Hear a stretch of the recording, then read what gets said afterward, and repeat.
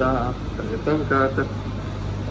Un vienmēr atceries noņemt kosmētiku un uzlikt sauļošanās krēmu un aizvērt aiz sevis durvis. Nu, mūsu pirmā sesija ir beigusies. Tad iesim pateikt tā Marijai. Mēs skriesim nopirkt skrubīšus. Nākamreiz mēs noskrubēsimies. Neaizmirstiet, ka tagad pēc sauļošanās izvēramies no dušas 2-3 stundas. Izdzeram vismaz puslitru ūdens un mitrinam ādu katru dienu. Mēs būsim tādi mitri un ūdens daudz dzersim. Tātad tagad mēs būsim lielie ūdens dzērāji. Tā! Marija teica, ka mums obligāti vajag skrubi. Tas ir šik mīlīgs. Pašlaik es dodos uz savu otro solāri apmeklējumu, vai es iztos jau nedaudz brūnāka.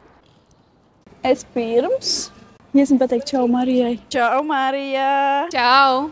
Lūdzu, nefilmē mani, šunu pēc kartupeļa izskatos. Marija, man tev ir pārsteigums. Paskaties, ko es atnesu. Nē, šīs galīgi nederēs tev. Pavisam nē. Liec atpakaļ somā un ņem normālu krēmu. SPF solārijā pilnībā bloķē tavu iedegumu. Attiecīgi tu vienkārši pačušķēsi, pasildīsies un tas arī viss. Es vispār dzirdēju, ka mājās var uztaisīt pats savu burkāneļu, apcepot rapšaļā burkānus, vai arī paņemt baby eļu. Nē, tas pavisam nedara. Tas tikai bojā mūsu iekārtas un bojā mūsu stiklus.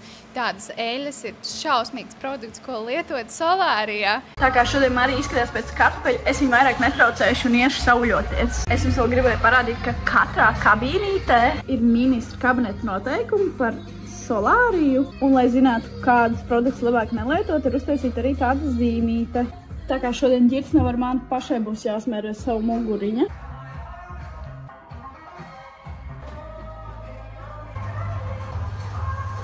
Iesim pateikt tā Marijai un paldies par foršo solāriju apmeklējumu. Tā, tiksimies nākošais! Un lūdzu ierakst komentāros, kādus jautājumus vēl man uzdot Marijai par solāriju apmeklējumiem. Subscribe to my channel.